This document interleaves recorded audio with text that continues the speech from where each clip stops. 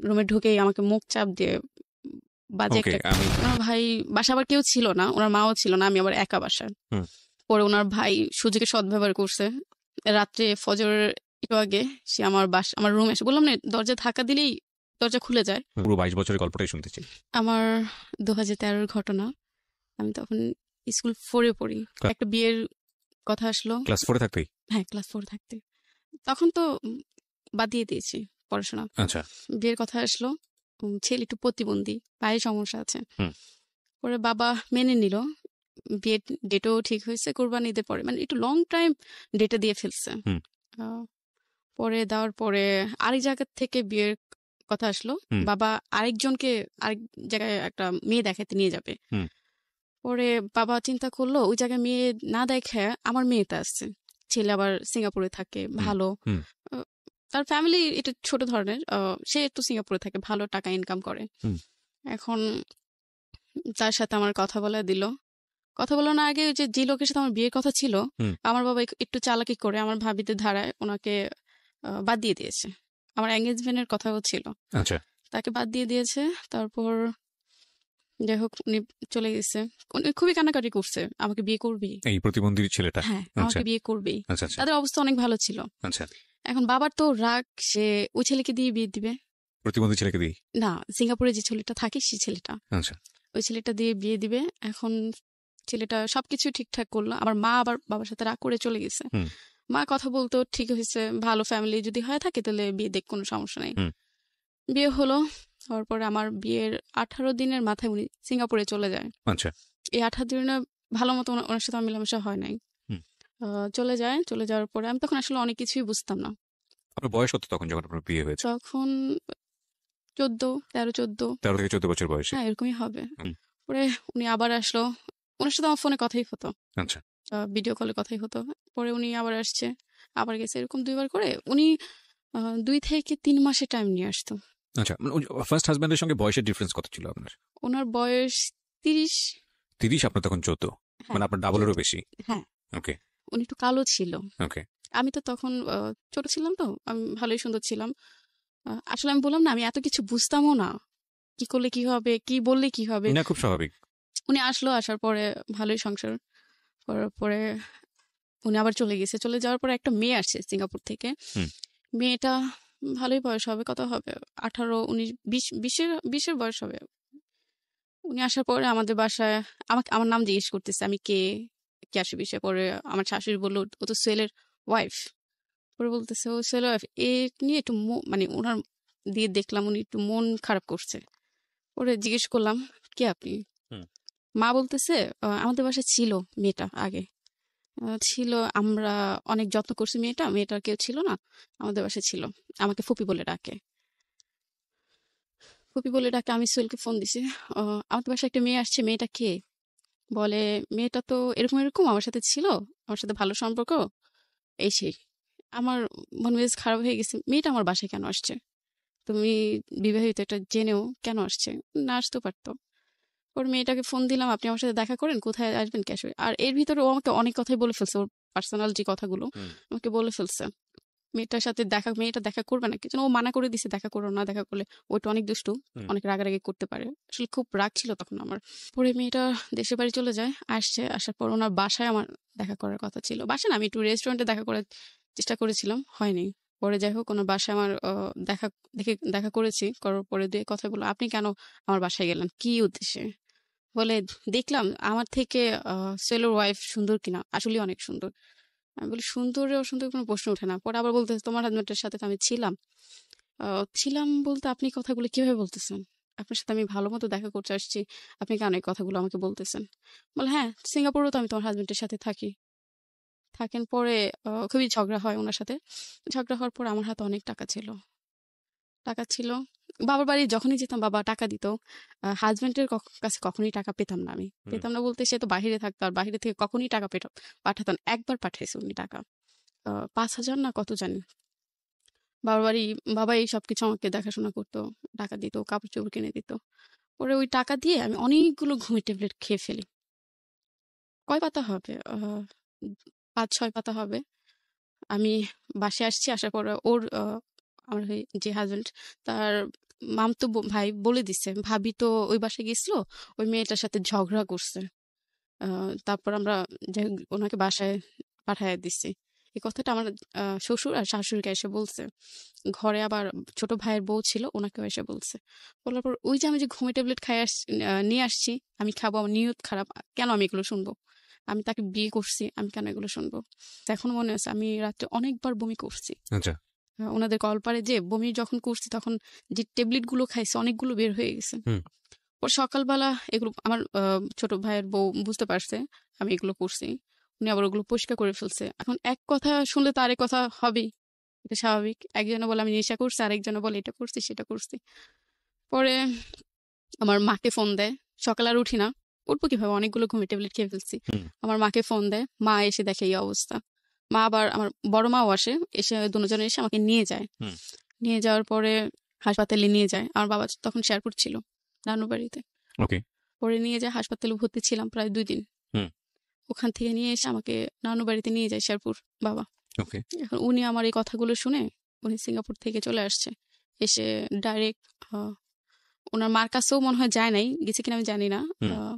উনি ডাইরেক্ট এয়ারপোর্টে নিয়ে মনে হয় বাসে উঠে শেরপুর চলে গেছে আমার কাছে, আমাকে দেখবে। তখন আমার সেন্স এতটাই ছিল না, তখন আমি শেরপুর অঞ্চলে তো গ্রাম অঞ্চল, প্যান্ট শার্ট পরলে খুবই মাইন্ডে নেয় সবাই। এখন আমি সবগুলো কাপড় ছিঁড়ে ফেলছি, যে অসুস্থ ছিলাম তখন সেন্স ছিল না, তখন সবগুলো কাপড় ছিঁড়ে ফেলছে। আমাকে আবার প্যান্ট শার্ট পরা আমি খুবই পছন্দ করতাম, এখনো অনেক পছন্দ করি, দেখলে আমার খুবই আফসোস লাগে। তখন প্যান্ট শার্ট অনেকগুলো নিছি ব্যাগে করে, নেওয়ার পরে ওগুলো পরছি। আমার হাজবেন্ড একদমই পছন্দ করে নাই, বাবা ওই জিনিসটা মেনে নেয় নাই। পরে আমাকে গায়ে হাত দিল, কেন এটা পরছো তুমি, অন্য কিছু পরো। পরে প্যান্ট শার্টই পরছি, উনি একটা নিছি। পরে উনি আসার পরে অনেক কথাবার্তা বলে উনি আমাকে নিয়ে গেছে। নিয়ে যাওয়ার পরে পরবর্তীতে শুনতে পারি উনি আবার একটা বিয়ে করছে আমার আগে। শুনতে পারি ওনার একজন ওয়াইফ ছিল, ওনারা চালাকি করে ওনাকে বাদ দিছে। অনেক বছর আগের কথা। পরে সোহেলকে জিজ্ঞেস করলাম এটা কেন করছো, আমাকে বলতে পারতো, আমার ফ্যামিলিকে বলতে পারতো তোমার ওয়াইফ আসছে, বিয়ে করছিল, বা আগে একটা বিয়ে করেছিল সে, হ্যাঁ সেটা বলে আমাকে নিতে পারতো, বা আমার ফ্যামিলিকে জানাতে পারতো। পরে আমার ফ্যামিলিকে এসে বললাম, বাবা এই ঘটনা, আপনারা কিভাবে দিলেন, এটা কিভাবে সম্ভব? বাবা আর কিছু বলেন। আর বাবা খুবই রাগী ছিল, আমাদের বাসা বাবাকে অনেক ভয় পেত সবাই। পরে ওনার সাথে ওই যে মেয়েটারে যে আমি গায়ে হাত দিছি, এই মেয়েটার যে সোহেলকে উল্টাপাল্টা কথা বলছে, বলে এরপরের থেকে সোহেল আমার সাথে আর যোগাযোগ করে না, কথা বলে না। আমি একটু চকলেট একটু আইসক্রিম খেতে খুবই পছন্দ করতাম, হিসাব ছাড়া। উনি কি করতো, অন্য মেয়েদের, বাংলাদেশে অন্যান্য মেয়েদের তার সাথে খুব ভালো রিলেশন ছিল, সে মেয়েদের ভিসা পাঠাইতো সিঙ্গাপুরে যাওয়ার জন্য। চকলেট পাঠায় ছবি তুলতো, মেয়েটা চকলেট খেতো আর ছবি পাঠাইতো আমার কাছে। আমাকে খুবই বাজেভাবে গালিগালাজ করতো, তুই এটা তুই সেটা। মানে ওই মেয়েটার সাথে ঝামেলা করার পর থেকে আমার লাইফে শুরু হলো তুই এটা তুই সেটা। বিশ্বাস করবেন না, আমার আগের মোবাইলটা যদি থাকতো, যদি মেসেজ গুলো দেখতেন, আপনি নিজেই কান্না করতেন। এগুলো আপনার হাজবেন্ড আপনাকে বলে বলে পাঠাতো? হ্যাঁ, আমার খুবই কষ্ট লাগতো। ওনার মা একদিন আমার গায়ে হাত দিল এসব কারণেই। ওনার ভাই বিবাহিত, ওনার একটা বেবি আছে। ওনার ভাই বাসা আবার কেউ ছিল না, ওনার মাও ছিল না, আমি আবার একা বাসায়। পরে ওনার ভাই সুযোগে সদ্ব্যবহার করছে। রাত্রে ফজরের একটু আগে সে আমার রুমে এসে, বললাম না দরজা ধাক্কা দিলেই দরজা খুলে যায়, উনি বাসার রুমের ভিতর ঢুকে। তখন আমার আসলে বলার কিছু ছিল না, আমি কেউ কিছু বলতেও পারি না, কিচ্ছু না।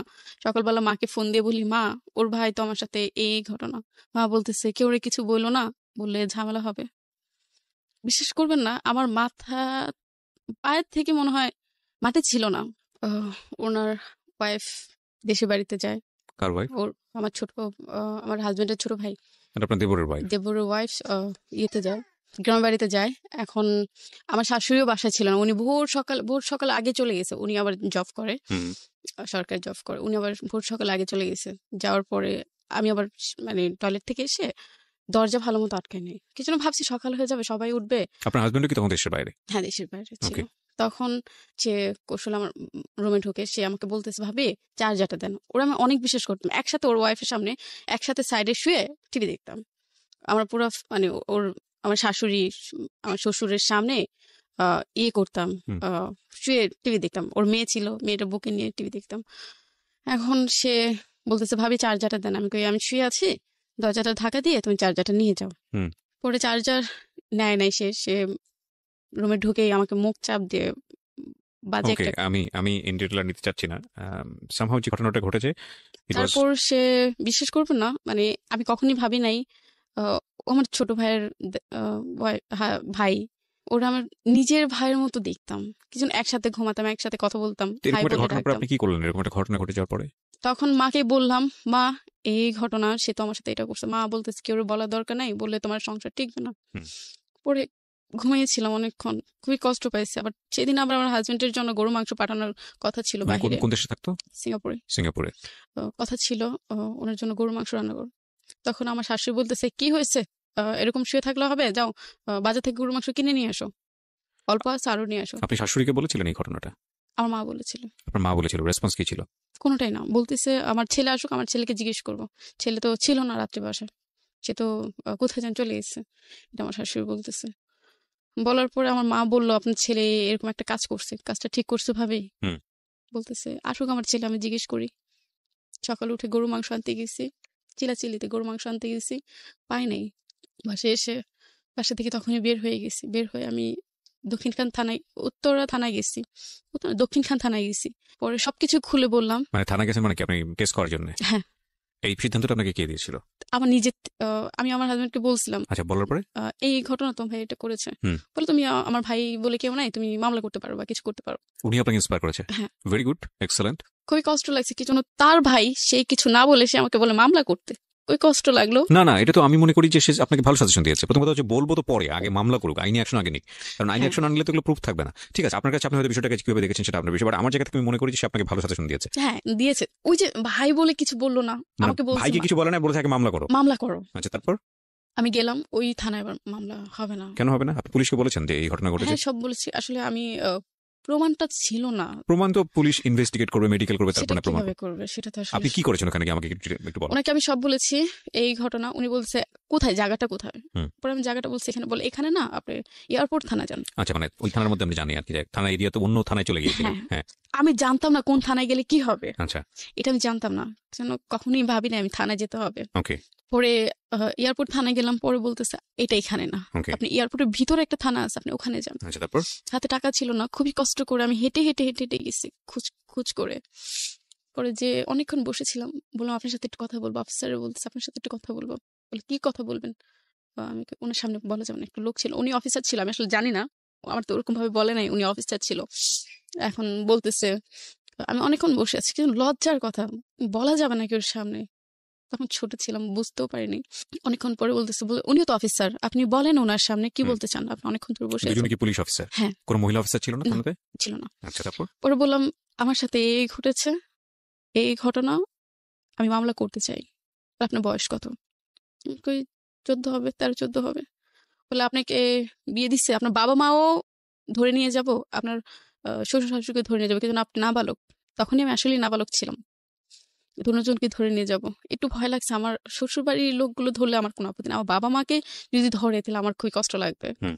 আমার কারণে আমার বাবা মা কিছু হবে, সেটা আমি কখনোই চাই নাই। ভয় লাগছে। তারপর বলতেছে আপনার শ্বশুরের নাম্বার আছে? আমি বলি, হ্যাঁ আছে। আমার শ্বশুরও ফোন দিয়ে বলল আপনার ছেলের বউ আসছে, এই ঘটনা, কি হয়েছে? পরে আমার শ্বশুরই উল্টাপাল্টা বুঝাইতেছে, আসলে এগুলো মিথ্যে কথা, সে মিথ্যে কথা প্রচার করতেছে বা কিছু। হুম। আমি বলি আপনি মেডিকেলে যদি নিয়ে যান আমাকে নিতে পারেন, আমার কোনো আপত্তি নাই। পরে আমাকে অনেক কিছু বুঝে ওখান থেকে, আমার শ্বশুর যখন বলছে মিথ্যে কথা এগুলো প্রচার করতেছে, তখন ওই অফিসারটা অনেক কিছু বুঝে আমাকে ওখান থেকে বিদায় করে দিছে। অফিসারই আপনাকে বুঝিয়ে পার করে দিয়েছে হ্যাঁ। ওখান থেকে? কি বুঝিয়েছে আপনাকে? আপনার বাবা মাকে ধরে নিয়ে যাবো, কিছু আপনি নাবালক, না, সেটা আপনার, এই সেটা সেই, লিগ্যাল অ্যাকশন থেকে অফিসার 100% কারেক্ট কথা বলেছে। এগুলো বলে আমাকে পাঠিয়ে দিয়েছে। পরে মা বলতেছে একটা ইয়ের ভিতরে চলে আসো, সমাধানের ভিতরে চলে আসো। কি সমাধান? আমার শ্বশুরের সাথে কথা বলবে, তার সাথে কথা বলবে না, আমার দেবরের সাথে কথা বলবে। আর আমার হাজবেন্ড তো ওই যে খারাপ ব্যবহার শুরু করেছে, সে আবার এখনো নেশাপানি করে। আচ্ছা, তো সে খারাপ একটু, ব্যবহার শুরু করেছে মানে কি সিঙ্গাপুর থেকেই? হ্যাঁ, কি ভিডিও বলতেছে কলে সে? বাজে কথা বলতো, বাজে জিনিস দেখাতো, এই সেই বিভিন্ন ধরনের কথাবার্তা। তার সাথে আমি মন খুলে কখনোই কথা বলতে পারতাম না। বয়সের গ্যাপ ছিল 16 বছরের মতো। আচ্ছা। কখনোই মন খুলে কথা বলতে পারতাম না। সে ওই যে বললাম না, ঝামেলা হওয়ার পর থেকে আমার সাথে অনেক ঝামেলা শুরু করছে। হুম। পরে মা ওনার বাসায় আসলো, আসার পরে আমার শ্বশুরে আমার কথা না শুনে আশেপাশে মানুষের নিয়ে আসছে, একটা মহিলা নিয়ে আসছে, এনে বলতেছে উনি সাক্ষী, কি হয়েছে না হয়েছে, কিছুই হয় নাই, আপনার মেয়ে এমনি বাজে কিছু প্রচার করতেছে। হুম। বাজে কিছু প্রচার করতেছে। আমি কি মিথ্যে কথা বলছি? আমার সাথে যে ঘটনা ঘটেছে আমি তো সত্যি কথাই বলেছি। পরে একসময় তারা আমার মার সাথে কথা বললো, ভাবি এটা আমি দেখতেছি। আমার শ্বশুর বলতেছে, ভাবি আমি এটা দেখতেছি। বলে আমার দেবরকে 2টা থাপড় দিছে। ওনার শরীরে যত জোর ছিল 2টা থাপড় দিয়ে বলতেছে, সমাধান হয়েছে? আমার ছেলেকে তো আমি মারছি। পরে 2 দিন পরে আমি বলতেছি, মা আমি এভাবে থাকবো না, আমার থাকা সম্ভব না।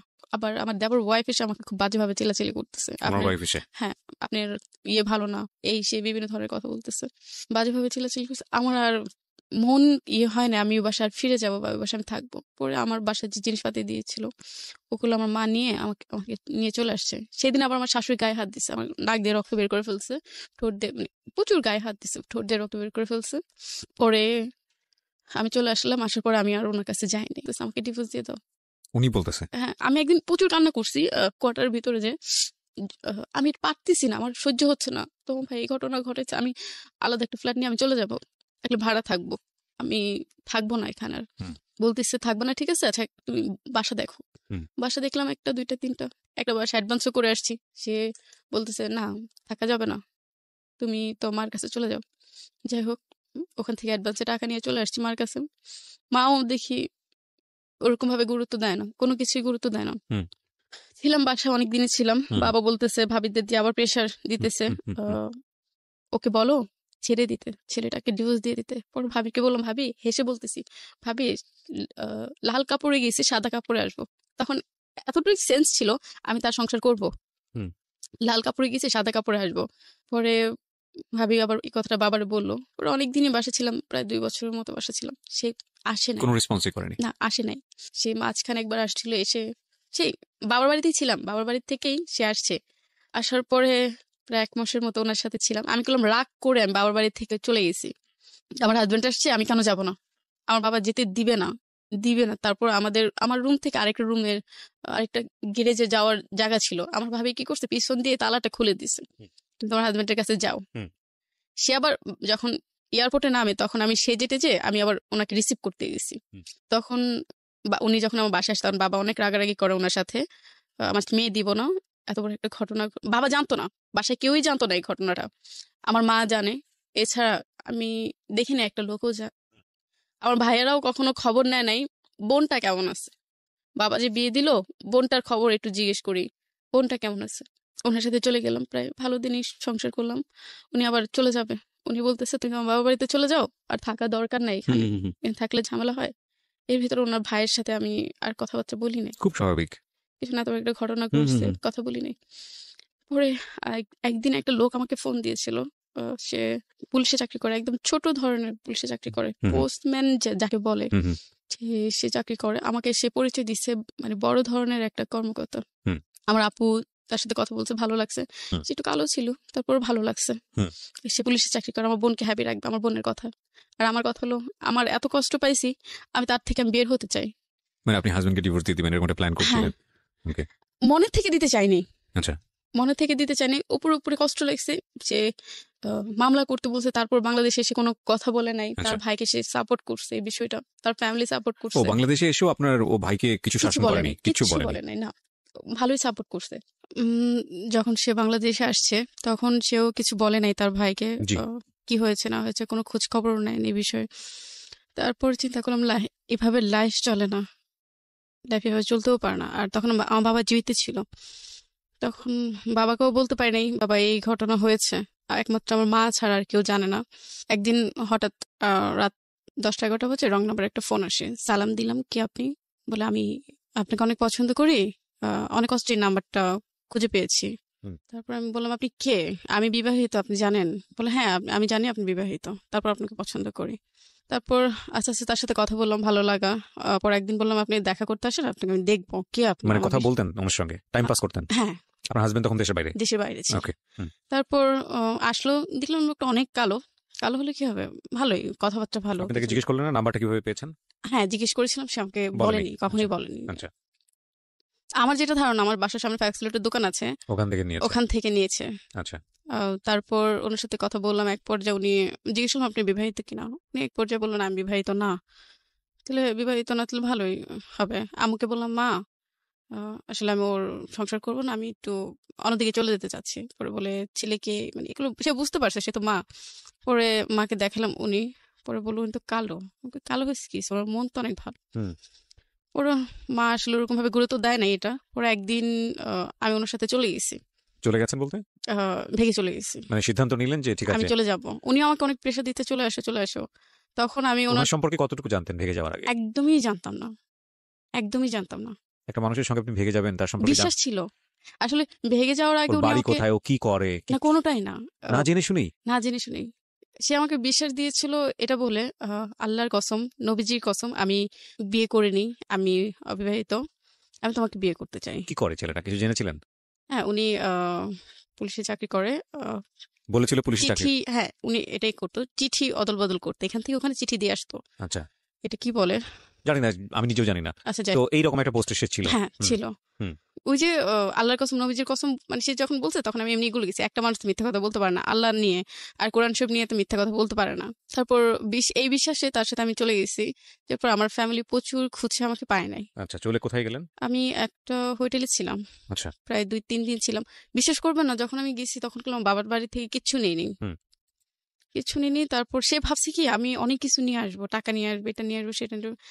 সেটা চিন্তা করছে, ভাবছে এত বড় লোক নিয়ে আসতে পারে, কারণ এক জায়গায় চলে গেলে তো অনেক কিছুই আনতে পারে। হুম। আর সে আমার আগের হাজবেন্ড, সে তো বাইরে বাইরে থাকতো, থাকে, না জানি কত কি আছে। কত কি আছে।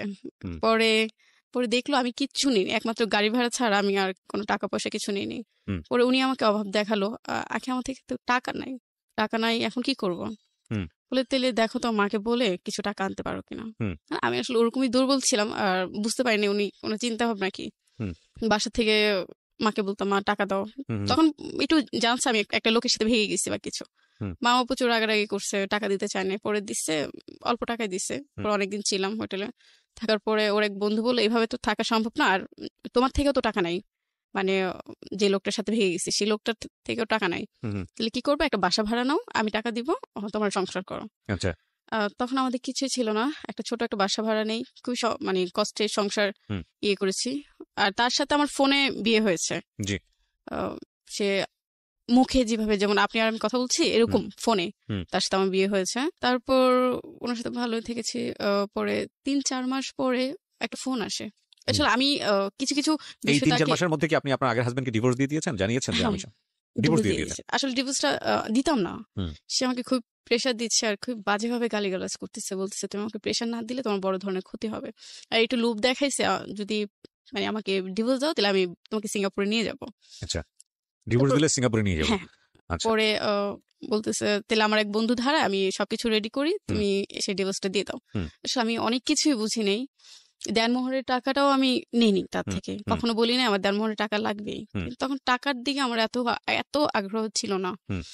তারপর তাকে ডিভোর্স দিয়ে দিলাম, তার সাথে সম্পর্ক একদম শেষ। আর আপনার বাড়িতে জানতো যে আপনি কোথায় আছেন, আপনার সেকেন্ড হাজবেন্ডের সঙ্গে আছেন কিনা? ওনার নাম কি ছিল? আহ, নামটা বলতে চাচ্ছেন? মাসুম মাসুম। মাসুমের সঙ্গে আপনি আছেন, এটা কি বাড়িতে জানতো? তেমনটা জানতো না, তো কোথায় আছেন খোঁজ খবর নিত না? খোঁজ খবর নিত না, বাবা তো ত্যায্য করে দিয়েছে। ওই ফার্স্ট ডিভোর্স দেওয়ার সঙ্গে সঙ্গে ত্যায্য করেছে, নাকি হ্যাঁ, ওখান থেকে বের হয়ে যাওয়ার সঙ্গে সঙ্গে ত্যায্য করে বের হওয়ার সাথে সাথে ত্যায্য করে ত্যায্য দিয়েছে? করেছে। ত্যায্যটা কি মৌখিক ভাবে নাকি একদম লিখিত ভাবে? আমি যত জানি যে লিখিত ভাবে এগুলো নাই, রাষ্ট্রীয় নিয়ম এগুলো করা যায় না। মুখী। মুখে বলেছে তুমি আমার আজ থেকে সম্পর্ক নেই, ত্যায্য মেয়ে। হ্যাঁ। ওকে, ঠিক আছে। তারপর? তারপর আমার হাজবেন্ডকে মেনে নেয় নাই বাসায় কেউ। হুম। আমার 3টা ভাইও মেনে নেয় নাই। হুম। আর বাবা তো দূরের কথা, বাবা আসলে ওখানে একটু ভুল করেছে। আমি ছোট মেয়ে, আমি ভুল করে ফেলেছি। হুম। বাবার উচিত ছিল, তার অনেক নামি দামি লোকেদের সাথে হাত ছিল, সে একটা ফোন দিলেই আজকে আমি ওখান থেকে বের হয়ে চলে আসতে পারতাম। হুম। এরকম বাবার ক্ষমতা ছিল। বাবা করেনি, ঠিক আছে, রাগ করে সিদ্ধান্ত নিয়েছে, করেনি। তো কি হলো, আপনি সংসার করছিলেন, 3 মাসের মাথায় আপনার একটা ফোন আসলো, আপনি যেটা বলছেন। 3-4 মাস একটা ফোন আসলো। ফোন আসার আগে আমি একটু কিছু কিছু মানে জিনিসগুলো খেয়াল করতেছি। ওনার জি। 2টা সিম, একটা সিম বন্ধ থাকতো, হুম। আর আরেকটা সিম ওপেন থাকতো সবসময়। হুম। আবার উনি আবার কয়েকদিন পর পর বলতো কি, আখি স্যারের বাড়িতে যাব, ফোন দিতে পারবা না, ওখানে নেটওয়ার্কের সমস্যা। তারপর উনি এরকম করলো, প্রায় কয়েকবারই করলো। হুম। উনি শুধু এতটুকু বলে যেত আমার বসের সাথে তাদের বাড়িতে যাব, তুমি ফোন দিলে পাবা না। হুম। ঠিকই তাই, খুবই কষ্ট লাগতো, কান্না করতাম, ওনার ফোন ধরতেছে না, হুম। পাচ্ছি না। পরে একদিন হুট করে ওনার কাছে একটা ফোন আসলো, ফোনটা আমি রিসিভ করেছি, উনি ওয়াশরুমে ছিল। হুম। ফোনটা আমি রিসিভ করেছি, পরে জিজ্ঞেস করলাম আপনি কে, বলে আপনি কে? হুম। পরে বলতেছে বলে আমি তো মাসুমের ওয়াইফ। হুম। আমি বলি আপনি মাসুমের ওয়াইফ, এই কথা উনি বলতে দেরি নেই। আর আমার একটা বাজে গুণ ছিল কি, আমি নাম্বার দেখে মুখস্থ করে ফেলতাম। হুম। এক নজর দেখতাম আর মুখস্থ হয়ে যেত আমার। তারপর উনি সাথে সাথে মোবাইলটা কেটে বাসা থেকে বের হয়ে ওনার বন্ধুর বাসায় গেল, যেন ওনার ওয়াইফ দিয়ে ফোন দেওয়া হয়েছে। হুম। আমি তো শিল্পীর বাসায় ছিলাম। হুম। শিল্পীর বাসায় ছিলাম, শিল্পী ফোনটা রিসিভ করছে, ওনার ওয়াইফরে উনি ফোন দিয়ে বলতেছে। হুম। আমি ওনার বাসায় ঢুকে, ওনার বন্ধুর বাসায় ঢুকে আমি কান্না করে দিলাম, ভাবি আপনিও জানতেন? বলে না ভাবি, আমি তো কিছু জানতাম না। পরে বললাম এই ঘটনা, ওনার ওয়াইফ আছে, আপনি জানতেন? কি জানতেন আমাকে বলেন তো। হুম। উনি আমাকে বলে নাই। পরে ওনার বন্ধুর কাছে গেলাম, ভাইয়া কি হয়েছে আমাকে বলেন, এরকম কেন হলো? আর ভাইয়াটা না সবসময় বলতো, আখি তুমি যদি আমার ছোট বোন হতা, আমি কখনোই ওর কাছে বিয়ে দিতাম না, কখনোই না। আচ্ছা। আমি ভাইয়াকে জিজ্ঞেস করছি কেন ভাইয়া কি হয়েছে, বলে এমনি, হাসি দিয়ে উড়াই দিত, এমনি, কখনোই বিয়ে দিতাম না। হুম, হুম, হুম। ভাইয়া বললো ওনার তো একটা ওয়াইফ আছে, একটা বেবি আছে। 3 মাস সংসার করার পরে। 4 মাস সংসার করার পরে। হুম। তারপর আমি ওনাকে জিজ্ঞেস করলাম, আপনার এগুলো আছে, আপনি কেন বলেননি আমাকে? আমার একটা সংসার ভেঙে আপনি নিয়ে আসছেন, আপনার উচিত ছিল এই কাজগুলো করার। আর আমাদের ফ্যামিলি তো জানেন কেমন রাগী। হুম। পরে বলতেছে, আসলে আখি তোমাকে ভালোবাসি, পছন্দ করি, এই জন্য তোমাকে আমি নিয়ে আসছি। বলে আমি কখনোই আনতাম না, আর তোমাকে অনেক ভালো লাগছে, আমি অনেক ভালোবাসি। হুম। তুমি একটা কাজ করো, তোমার বাসা থেকে টাকা এনে দাও, আমি ওনাকে ডিভোর্স দিয়ে দিব, ওনার বেবি সহ। হুম। পরে আমি রাজি হলাম, মাকে বললাম মা আমাকে 2-3 লাখ টাকা দাও, আমি ওনাকে দিব। ওর মা বললো, ওনাকে কেন টাকা দিবা তুমি? হুম। ওনার Right. ওয়াইফ আছে, ওনাকে কেন টাকা দিবা? আর এত টাকা তো আমার কাছে নাই, তোমার বাবা কখনো আমাকে এত টাকা দেয় নাই। হুম। তারপর বাসায় সবাই কথাবার্তা বললো, তখন একটু বাসায় আসা যাওয়া হচ্ছে। হুম।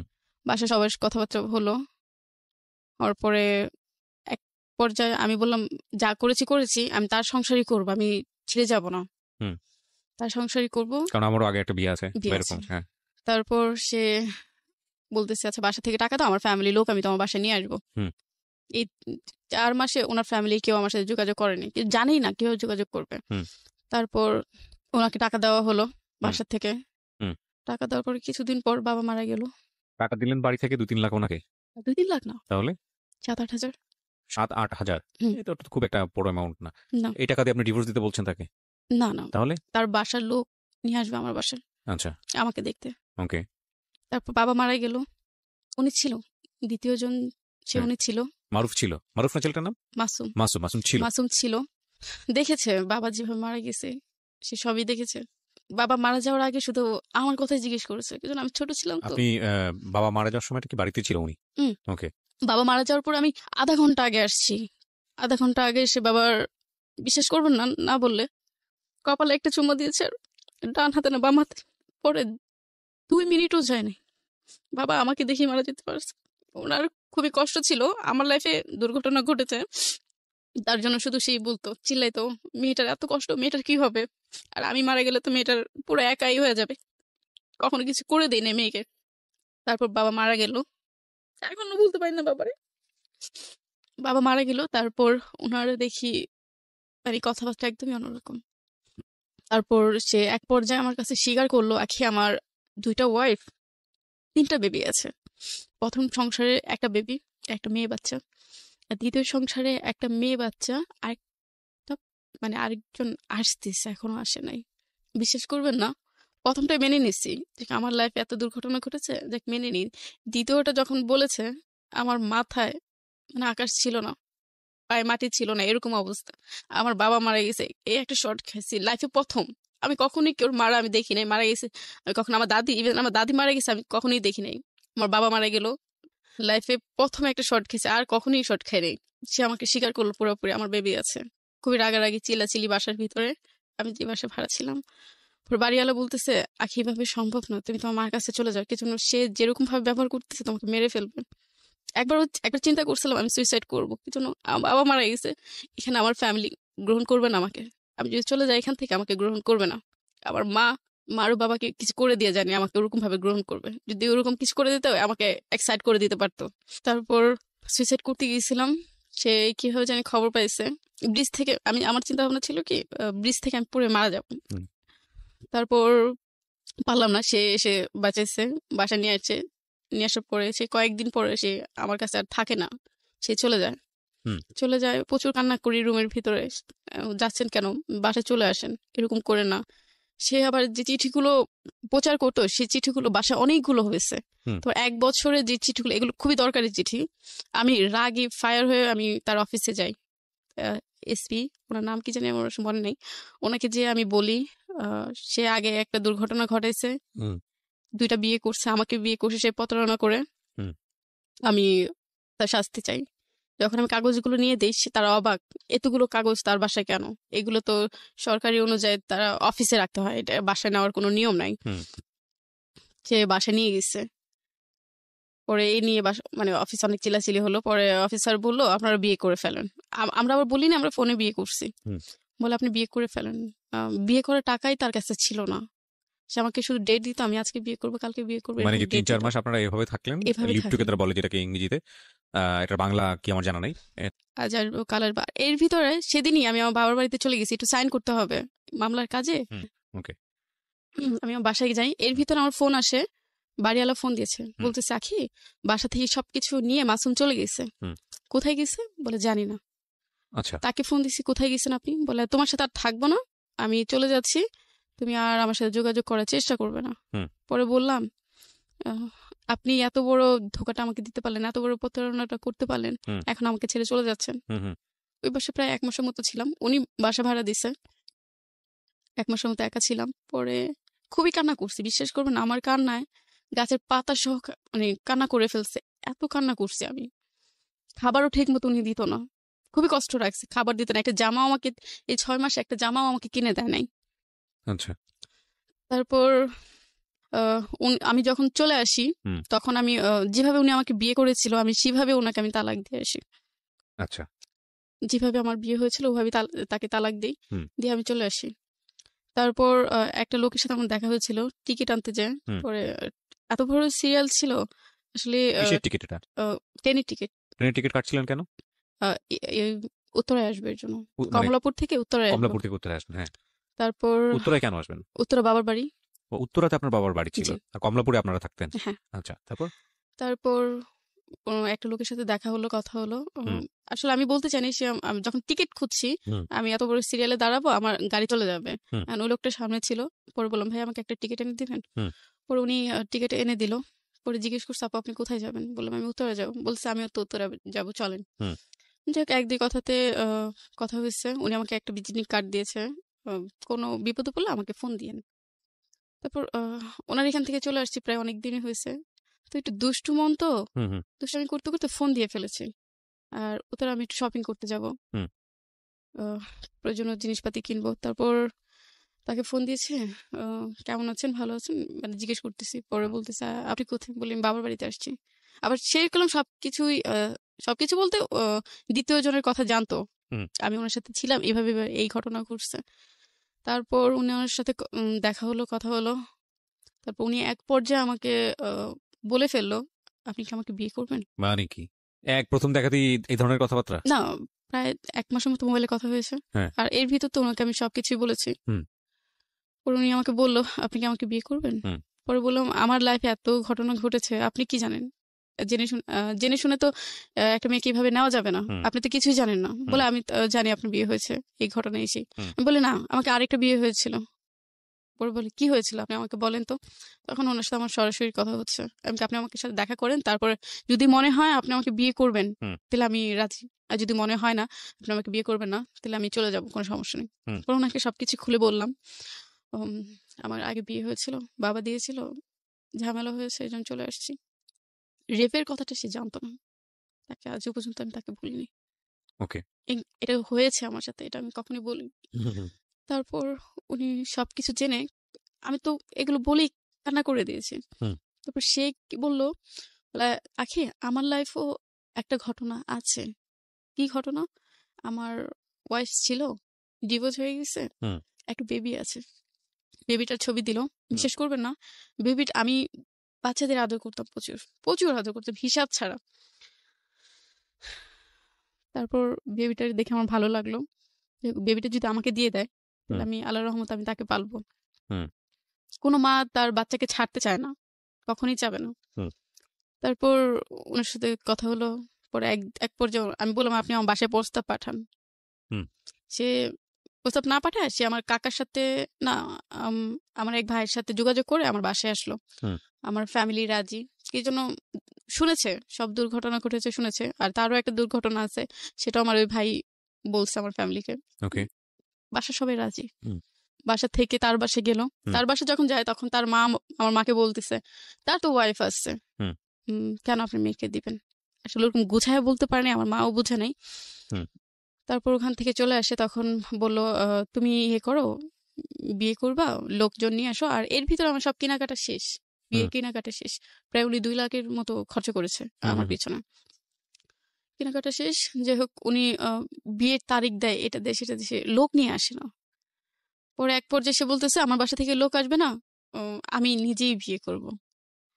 পরে আমার ফ্যামিলির সাথে আমার মার একটু ঝামেলা হয়, রাগে পরে আমার আম্মু করে যে আমাকে বিয়ে দেয়। আপনার মা ছিল এই মা বিয়েতে? ছিল, আপনার তৃতীয় বিয়ে? জি, মা ছিল।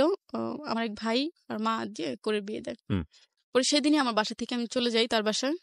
ভালোই সংসার করতেছি। কতদিন পরে আমার একটু, আমি এর ভিতরে তার খোঁজ খবর নেয় নাই, কি হুম। হয়েছে না হয়েছে, কি জন্য তার বাসা ফাঁকা পেয়েছে আমার বাসার লোক, হুম। হুম। ওনার হুম। ওয়াইফ ছিল না, তাহলে হুম। ডিভোর্সই হয়েছে। হুম। আর আমি ওরকম ভাবে দেখি নাই, আহ, জি। বা খোঁজ খবর নেই ওনার ওয়াইফ আছে কিনা। হুম। তারপর একদিন ওই যে বললাম না, এক দেখাতে আমার নাম্বারগুলো মনে পড়ে যায়। জি। এখন ওনার ওয়াইফের নাম্বার যেভাবেই হোক, আমি তখন তার মোবাইল ধরতাম, হুম। ওনার ওয়াইফের নাম্বার আমি পেয়ে যাই। পেয়ে যাওয়ার পরে আমি জিজ্ঞেস করি, আমি আসলে পরিচয়টা দেই না, জিজ্ঞেস করি কে আপনি, কোথায় থাকেন, তার সাথে ডিভোর্স হয়েছে কিনা। সে আবার বুঝে যায়, আহ, শিক্ষিত মানুষ তো, বুঝে যায় হুম। আহ, হুম। আমি একটা মেয়ে তার সাথে আছি, হুম। এরকম বুঝে যায়। হুম। তারপর ওরা, আমি পরামর্শ দিলাম আপনি চলে আসেন, তার সংসার করেন, মানে এরকম পরামর্শ দিলাম। হুম। কিন্তু আমি চিন্তা করছি তখন যদি সে আসে, তার ওয়াইফ আসে, তাহলে আমি আল্লাহর রহমতে তাদের পিছু থাকবো না, আমি তাদের মিল করে আমি চলে আসতে পারবো। এরকম একটা চিন্তা ভাবনা ছিল। ওনার সাথে কথা হলো, সংসার হলো। হুম। তারপর আস্তে আস্তে শুনি উনি বাসায় চলে আসছে, হুম। আমার শ্বশুর বাড়ি চলে আসছে। হুম।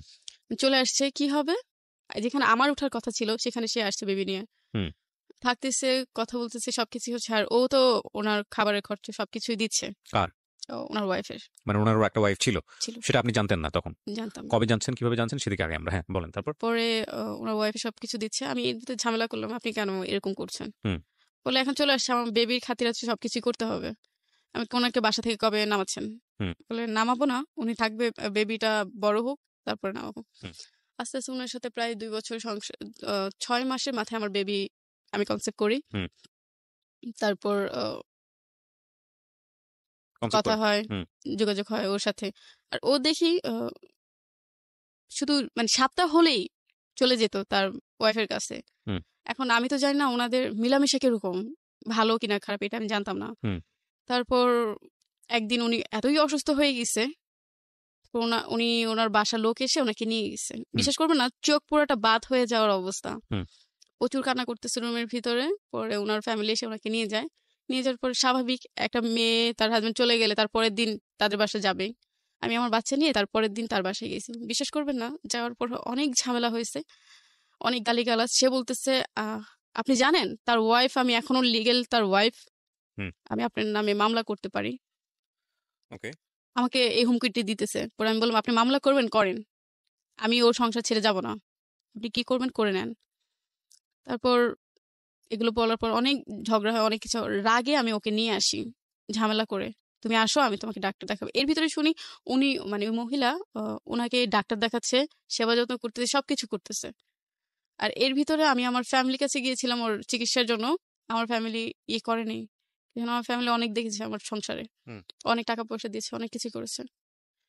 তারপর আমি ওনাকে নিয়ে আসি। বিশেষ করবেন না, আমার যে জায়গা ছিল আমি জায়গাটা বিক্রি করে দিই। কোথায় জায়গা ছিল আপনার? ঢাকাতে? ঢাকাতে কতটুকু জায়গা ছিল? ভালো জায়গা ছিল, প্রায় 3 লাখ টাকার মতো পেয়েছি। কোথায় এটা? এটা রাজাসন। ওকে। 3 লাখ টাকার মতো পেয়েছি ওর পিছনে। বিশেষ করে এই রোজার মাস আমার 3 লাখ টাকায় শেষ, হুম। রোজার মাসটা আমার 3 লাখ টাকায় শেষ। হুম। তারপর উনি সুস্থ হয়নি, উনি এখনো অসুস্থ। এত ডাক্তার দেখাচ্ছে, এত কিছু করতেছে, উনি অসুস্থ। ওনার মন শুধু ওখানেই পড়ে আছে। আমি যে ওনাকে যুদ্ধ করে নিয়ে আসছি, ওনার গায়ে বাজছে না।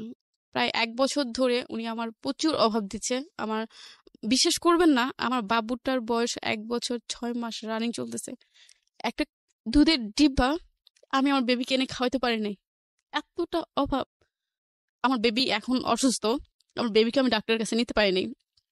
আমি আমি এত বড় একটা মানে অসুখের ভিতরে আছি, আমি আমার ডাক্তারের কাছে যেতে পারি না টাকার অভাবে। আর সে তো ভালোই আমাকে অভাব দিয়ে আছে, কি জন্য তার চাকরি নাই, সে চাকরি করতেছে না, এখনো সে সে এখন ঘরে বসা। দুটো সংসারই মেনটেন করছে। আমি করছি মানে আপনি তো করছেন আপনার সংসার, সে না। দুটো উনি বউকে মেনটেন উনি করছে। উনি কিভাবে করবো? উনি তো এখন টাকা নাই। উনি কোথায় থাকে? আপনার সঙ্গে থাকেন নাকি আগের ওয়াইফের সঙ্গে থাকেন? ওখানে ওখানে থাকেন। আপনার ঘর ভরণ পোষণ দেন উনি ঠিক মতো? না। দিতে পারেন না। আমার তো বেবিটার বললাম না, আমার বেবিটার যে দুধের ডিব্বা এনে খাওয়াবো সেই ক্ষমতাটা আমার ছিল না, এখনো নাই। আমার বাবার বাড়ি থেকে যদি ভাইয়াকে বলি, ভাইয়া বাবুটা এই অসুবিধা, আর বিশ্বাস করবেন না, বাসার সবাই ডাইরেক্ট মানা করে দেয়, কেন তোমার হাজবেন্ড আছে না, তার কাছে যাও। তখন বলি, কান্না করে বলি, আমার বাচ্চাটার তো কেউ নাই, দাদার বাড়িও তো কেউ নাই, ফুপিরাও নাই, থেকেও নাই। একটা ফোন দিও, আমার বাচ্চাটা এত বড় হয়েছে, ফোন দিয়েও জিজ্ঞেস করে না আখি তোমার বাচ্চাটা কেমন আছে। ওর বয়স কত এখন? 1 বছর 6 মাস। 1.5 বছর। এখনো জিজ্ঞেস করে না, এখনো রানিং চলতেছে, এখনো জিজ্ঞেস করে না আমার ভাইয়ের ছেলে কেমন আছে। খুবই কষ্ট লাগে, খুবই কান্না পায়। ঈদ গেলে আমি শ্বশুর বাড়ি যেতে পারি না, আমার বাচ্চাটা তার দাদার চেহারা দেখতে পারে না। আমার বাচ্চাটা যে আমি একা কিভাবে পালতেছি একমাত্র আমি জানি, আর আল্লাহ জানে। এখন আমার বাচ্চা অসুস্থ, দেখলে আপনি বুঝতে পারবেন, সে ক্ষমতা নাই আমি তাকে ডাক্তারের কাছে নিব। আর বিশ্বাস করবেন না, আপনার এখানে যখন আসছি আমি তেহারি খেয়েছি। আমি কয় বছর পরে যে আমি তেহারি খেয়েছি আমি নিজে বলতে পারবো না। আমি গরু মাংসের চেহারা দেখি না, মাছের চেহারা দেখি না। আমার বাবা বাড়িতে আমি কখনোই অভাব দেখি নাই। আমার এই হাজবেন্ডের কাছে এটা আমি এত অভাবে পড়ছি, আমার বাচ্চাটার আমি ঠিক মতো আমি টেক কেয়ার করতে পারি না। আমি এখানে আসলে না পুরো গল্পটা শুনে আমার কাছে যেটা মনে হচ্ছে, খুব ছোট্ট একটা গল্প কিন্তু অনেক বড় গল্প আমরা খুব ছোট করে উপস্থাপন করলাম এখানে। আমি এখানে একটা জিনিস যেটা দেখলাম, মানে আপনি যে ফ্যামিলিতে বড় হয়েছেন, আপনার বাবার প্রতি সম্মান রেখে বলছে, আল্লাহ তাকে জান্নাত নসিব করে তিনি চলে গেছেন। প্রত্যেকটা জায়গায় আপনার বাবার ফ্যামিলি থেকে শুরু করে আপনার নিজের জীবনে যেখানে যে ঘটনাগুলো ঘটে গেছে, এখানে একটা জিনিসের মিল আছে, সেটা হলো বহু বিবাহ। আপনি যে পরবর্তীতে দুটো বিয়ে আপনার হলো, সেটা আপনার জীবনের অন্যতম একটা ভুল সিদ্ধান্ত ছিল, এবং সেজন্যই হয়তো আজকে আপনি সিক্রেটসে। কিন্তু এটা বলার অপেক্ষা রাখে না, পরিবার থেকে আপনার যদি সাপোর্টটা থাকতো। আমি সেই সাপোর্টটা আমি কখনো পাইনি, কখনো পাননি। কখনো পাইনি। ম্যাক্সিমাম কেস মেয়েদের ক্ষেত্রে আমি সবসময় যেটা দেখেছি, ম্যাক্সিমাম কেস 99% কেস হচ্ছে হলো ফ্যামিলি থেকে ফুল সাপোর্টটা না থাকা, যে কারণে মেয়েদের জীবনে সব সিক্রেসির জন্ম হয়। বেসিক নিড কিচ্ছু না। আপনি তো এখনো ভালো নাই, আপনি যদি আপনার এখনো সংসারে এখনো গিয়ে আমার হাজবেন্ড চেষ্টা করতেছে আমার বেবিকে আলাদা করে দিবে আমার থেকে, এখনো মানে চেষ্টা কি চাচ্ছে করতেছে। সে আপনার কাছ থেকে নিয়ে যাবে? আকার ইঙ্গিতে ডাইরেক্ট বলে আমার বোনের কাছে লাগলে আমি আমার বেবিকে রেখে দিব, আচ্ছা, তারপর আমি তোমাকে দিব না। ডিভোর্স দিয়ে দিবে বা ওরকম একটা প্ল্যান করে। যাই হোক, আমি আমি সেটা একেবারেই ব্যক্তিগত বিষয়, আপনারা কি করবেন না করবেন, কিন্তু এটার ইকুয়েশন শেষ পর্যন্ত আসলে কোথায় দাঁড়াবে জানি না। তবে একটা কথা হচ্ছে, রিজিক দেবার মালিক আল্লাহ। আমরা সিচুয়েশনালি যত বেশি খারাপ সিচুয়েশনে থাকি না কেন, আমাদের মানে বিশ্বাস রাখতে হবে, বিশ্বাস রেখে সামনের দিকে আগাতে হবে। আপনার গল্পটা শুনে আমি আসলে কি বলবো, আমি শুধু ওই কথাটাই বলতে চাই আবারও, যে ফ্যামিলি থেকে সাপোর্ট না থাকলে। ওই যে প্রথম যখন রেপ হয়েছি তখন যদি আমার ফ্যামিলি যদি আমাকে সবভাবে যদি সাপোর্ট দিত, না, সবভাবে যদি আপনি ধরে শুধু না, রাখতো। শুধু ফ্যামিলি না, আপনি দেখেন বাংলাদেশে আইন আছে, এবং আইন নারী নির্যাতনের বন্ধে শক্তিশালী আইন আছে। দুঃখের বিষয় হচ্ছে যে এই আইনটার সঠিক ব্যবহার আমাদের দেশে হয় কিনা সেটা নিয়ে কথা বলার আছে। দেখুন, একটা নারী রেপ হয়ে থানায় গেল সে, কিন্তু সে শেষ পর্যন্ত সেখানে সে মামলা করতে পারলো না। হাজবেন্ড বললো মামলা করে দাও, কিন্তু সেভাবে সে সাপোর্ট দিল না। দেশে আসলো, তারপরও সে সাপোর্টটা দিল না। বাধ্য হয়ে সে সিদ্ধান্ত নিল সে তার হাজবেন্ডের সংসার ছেড়ে দেবে, এবং সেই সিদ্ধান্তের জায়গাটা তার ব্যক্তিগত জায়গা থেকে অনেক বড় একটা ভুল সিদ্ধান্ত ছিল, কারণ সে ভালো লোকের কাছে যায়নি। এবং আরো মজার বিষয় হচ্ছে, এই সময়টাতে তার বাবা তাকে ত্যায্য করে দিল। তাহলে এই মেয়েটা যাবে কোথায়? এই সম্পূর্ণরকমভাবেই এটা একটা ভার্নারেবল জীবন। আমরা আসলে একটা মানুষের ঘটনা নিয়ে, একটা মানুষকে দেখে তাকে নিয়ে আসলে যে মন্তব্যটা করি, একটা মেয়ে কতটা কষ্ট পেলে, একটা মেয়ে কতটা ভয়ঙ্কর পরিস্থিতির মধ্যে গেলে সে বাধ্য হয় নিজের জীবনে ভুল সিদ্ধান্ত নিতে, সেটা আসলে যেই নেয় সেই বোঝে, এছাড়া বুঝবে না। তো আজকের এই সিক্রেটস খুব ছোট্ট করেই এখানে উপস্থাপন করলাম আমরা। শেষ কথাটা শুধু এতটুকুই বলতে চাই, family is a one kind of responsibility, it is not one kind, family is responsibility. হ্যাঁ, আপনি প্রেম করছেন, যা করা লিগেলি যায় ততটুকু করছেন বা তার চেয়ে বেশি করছেন, সেটা অন্য হিসাব, সেটার জন্য অন্য তর্ক বিতর্ক। কিন্তু যখন আপনি বিয়ে করে ফেললেন, তখন আপনাকে মেন্টালি সিদ্ধান্ত নিয়ে রাখতে হবে এটাই, যে বিয়েটা একটা বিশাল সিদ্ধান্ত। এবং বিয়েটা, আমি যদি ছেলেদের এন্ড থেকে বলি, তাহলে বিষয়টা এরকম যে না, আপনি একটা সংসারের দায়িত্ব নিচ্ছেন, এবং বাচ্চা যখন চলে আসে, আল্লাহ যখন গিফট হিসেবে আপনাকে কিছু দেন, এই একটা বিশাল নিয়ামত, সেই সময়টাতে কোনোভাবেই পিছনের দিকে তাকানোর কোনো সুযোগ নাই, কারণ আপনার সংসারে একটা নতুন সম্ভাবনা এসছে। তাকে ধর্মীয় নিয়ম বলেন বা রাষ্ট্রীয় নিয়ম বলেন, যেটাই বলেন না কেন, নিয়ম অনুযায়ী ভরণ পোষণ দিয়ে তাকে বড় করার এবং তাকে সৎপাত্রে দেওয়া, তার একটা ক্যারিয়ার করে দেওয়া, এবং একইভাবে তাকে একটা নিশ্চিত জীবনযাপন উপহার দেয়া, তাকে শিক্ষিত করা, লেখাপড়া করা, নিজের পায়ে দাঁড়ানোর যোগ্যতা দেয়া, এগুলো সবই আপনার রেসপন্সিবিলিটি। এই রেসপন্সিবিলিটি যদি আপনি নিতে না পারেন তাহলে দুনিয়াতে বাচ্চা নেওয়ার কোনো অধিকার আপনার নাই। কারণ আপনি একটা মানুষকে নিয়ে আসবেন এবং সেই মানুষটাকে আপনি ভবিষ্যৎ দিতে পারবেন না। সেই মানুষটার একটা ভবিষ্যৎ হবে গরু ছাগলের মতো ভবিষ্যৎ, ভয়ঙ্কর রকম অনিশ্চয়তার ভবিষ্যৎ। তাহলে আপনি কিন্তু প্রতিনিয়তই ভয়ঙ্কর রকমের অন্যায় করছেন, ওই মানুষটার প্রতি অন্যায় করছেন, এবং এটার জন্য আপনাকে জবাবদিহিতা, এটার জন্য আপনাকে জবাব দিতেই হবে নিশ্চয়ই। তো সেই জায়গাটা থেকে আমার মনে হয় পরিবারের এই জায়গাটা নিশ্চিতভাবেই খুব গুরুত্বপূর্ণ, এবং বেবি বা পরিবারটা বড় করা, সেটার ক্ষেত্রে রেসপন্সিবিলিটি আপনি যদি ক্যারি না করতে পারেন তাহলে সেই সংসারটা আপনার না করাটাই বেটার। এই যে মানে বিষয়টা হয়ে গেছে এরকম যে ওনার ক্ষেত্রে যেটা শুনলাম, খুব অল্প করে শুনেছি তো, মানে যেই দুজন ভদ্রলোকের কথা আমি শুনেছি ওনার ফার্স্ট হাজব্যান্ডের পরে, এদের কাছে বিয়েটা ছিল মাছ ভাতের মতো। কি আমি না, ইদানিং আমি খুব সিক হয়ে যাই গল্পগুলো শুনতে শুনতে। ভাই, মানুষ একটা বিয়ে করার পরে সংসার করে যে পরিমাণ ভয় পায়, মানে আর সংসারের কথা চিন্তা করে না। আপনারা মানে এই যে ট্যাবলেট খাওয়ার মতো, সকালে খেলাম অ্যান্টিবায়োটিক, বিকালে খেলাম অ্যান্টিবায়োটিক, এর মতন সকালে একটা বিয়ে করে ফেললাম, বিকালে একটা বিয়ে করে ফেললাম, এত সাহস কোত্থেকে পান? পকেটে নাই পয়সা, চাকরি নাই, বাকরি নাই, আপনাদের লজ্জা করে না? এর কি মানে, এটা কি ছেলে খেলা? বিয়ে করছেন ভালো কথা, দিচ্ছেন আবার একটা বাচ্চা, এবং সে বাচ্চার ক্যারি করতে পারবেন না, আপনারা খাবে কি করবে কি তার কোনো ঠিক ঠিকানা নেই। এই লোকগুলো আবার বাইচেও থাকে দুনিয়াতে। আমার তো মনে হয় যে এই যে ৩-৪টা ওয়াইফ যাদেরকে বিয়ে করে, এরা যদি সবগুলো যদি একসাথে হইতে পারে, এরা আবার করে কি, এরা আবার বোকা, চরম বোকা। এই মহিলারা ভয়ানক রকম ভাবে বোকা। আচ্ছা, আপনারা যেটা করতে পারেন, এই যে আপনি যে ওই মহিলাকে হিংসা করেন, এটা তো ন্যাচারালি আসে, সে কারণে করেন। আপনারা দুজন এক হয়ে যেতে পারেন না? তিনজন মিলে এক হয়ে যেতে পারেন না? গিয়ে আপনারা লিগ্যাল স্টেপ নেন না কেন? বা আপনারা তিনজন মিলে তারপর ওরা ধরেন না কেন? ধরে এসে তারপরে বোঝা, তুই তুই ভাগ দে, তুই কার কাছে কত থাকবে, তোর শরীরের অর্ধেক থাকবে এখানে। সরি, আমি রেডিওতে প্রোগ্রাম করছি, I should maintain some language, but আমার না খুব মানে অবাক লাগে যে স্টুপিডিটি লিমিটলেস। এবং আমার মনে হয় এইসব ক্ষেত্রে এরকম করা উচিত, যদি কখনো কেউ জানতে পারে যে না, বিয়ে একটা করে ফেলছে, ফাইন, তাকে হিংসা না করে, তাকে জেলাস না করে, তার কাছ থেকে কেমন নিয়ে আসবো, ওই সংসারটা ভেঙে ফেলতে হবে, তাকে ইয়ে করতে হবে, তা না করে বরং তার সাথে হাত করেন, তার সাথে যোগাযোগ করেন যে ক্ষতি আপনারও করছে, ক্ষতি আমারও করছে, এবার চলেন ফাইনাল খেলা খেলি, নিয়ে আসেন ওর জ্ঞাতি গোষ্ঠী সহ, ধরেন ধৈর্য, তারপরে হচ্ছে লিগেল স্টেপ নেন। দেখেন ওর বিয়ে তো দূরের কথা, ও যাতে নিজের নাম না বলতে পারে এরকম ব্যবস্থা করেন, যে নাম জিজ্ঞেস করবেন, নাম বলতে পারবে না, মানসিক এবং পারিপার্শ্বিক চাপে। ঠিক আছে, সো যাতে উদাহরণ হয় যে না, বিয়ে করা যাবে না, একের অধিক বিয়ে করা যাবে না। যাই হোক, আমার মনে হয় যে এগুলো আসলে খুব খুব মানে সেন্সিটিভ বিষয়। এটা তো শুধু এখানে না, এই পরের স্টেপ হচ্ছে বাচ্চা কাচ্চার স্টেপ। এই যে বাচ্চাগুলো বড় হচ্ছে, এই বাচ্চাগুলো একসময় বাবার সামনে দাঁড়াবে না, যে বলবে না তোমাকে, তুমি আমার মায়ের এরকম জীবনটা কেন দিয়েছিলা, বা তুমি যেটা করতে পারবো না তুমি সেটা কেন করলা? নাথিং টু সে, আসলে কিছুই বলার নাই। শেষ বেলায় এসে বলতে চাই যে আসলে আমরা একটা সুন্দর দেশের কল্পনা করি, তো সুন্দর দেশটা আসলে একটা সুন্দর পরিবার না হলে হয় না। কারণ এই দেশটা কিন্তু আম, দেশের সবচাইতে ক্ষুদ্রতম ইউনিট হচ্ছে ফ্যামিলি। আপনি যাই বলেন না কেন, যেটাই বলেন না কেন, একটা মানুষের যখন পরিবার থাকে না, একটা মানুষের এত পরিশ্রম করে, দিন শেষে কিছু ইনকাম করে, কিংবা এত ভালো কাজ করছে, এই মানুষগুলো যখন অ্যাপ্রিসিয়েশন পাওয়ার কোনো জায়গা থাকে না, এই পরিশ্রম করে পরিশ্রমের ফসলটা দেওয়ার জায়গা থাকে না, তখন ওই মানুষটার কোনো এথিক্স থাকে না, সেটা রাষ্ট্রীয় এথিক্সই হোক বা সোশ্যাল এথিক্সই হোক। তো আমাদের এই পরিবারের বন্ধনগুলো যতদিন পর্যন্ত ঠিক না হবে, ততদিন পর্যন্ত এই মানুষগুলোর কাছ থেকে আমরা বেটার কিছু পাবো না। আমি খুব অবাক হব না যে এই মানুষটা, যিনি আজকে এখানে এই অনুষ্ঠানে এসেছেন, সে যদি পেটের দায়ে কোনো অপরাধ করে। আমি খুব অবাক হব না। কেন অবাক হব? কারণ ওর লাস্ট ভয়েসটা কি ছিল আপনি শুনতে পেরেছেন? যে লাস্ট কবে আমি মাছ খেয়েছি আমার মনে পড়ে না, আমি লাস্ট কবে পেট ভরে ভাত খেয়েছি আমার মনে পড়ে না, আমার সন্তানটা অসুস্থ, আমার দুধ কেনার টাকা নাই। তো ওই মানুষের কাছ থেকে আপনি এক্সপেক্ট করেন কিভাবে যে এই মানুষটা ভালো থাকবে সারা জীবন? এবং এই মানুষটা অবৈধ কাজ করে, খারাপ কাজ করে যদি পয়সা রোজগার করে, আপনি তাকে বাধা দিবেন কিভাবে? বিকজ তার নিডস এটা। তো এটার পেছনে দায়ীটা কে তাহলে? এটার পেছনে দায়ীটা হচ্ছে এই বহুবিবাহ। আজকে আমরা যদি সিঙ্গেল একটা ঘটনা থেকে যাই, সো আমাদের ওই ঘুরে ফিরে কোনো না কোনোভাবে কেন জানি আমাদের ওই ফ্যামিলিতেই যেতে হয়। আমরা যেন ওই জায়গাটায় গিয়ে স্টিক হয়ে যাই, যে একটা ফ্যামিলির বন্ধন যখন ঠিক না হয়, একটা ফ্যামিলির নর্মস অ্যান্ড ভ্যালুস যদি ঠিক না হয়, তাহলে এই ফ্যামিলির সন্তানরা, ফ্যামিলিতে যারা বড় হচ্ছে, তারা বিভিন্ন রকমের ক্রাইম করতে বাধ্য।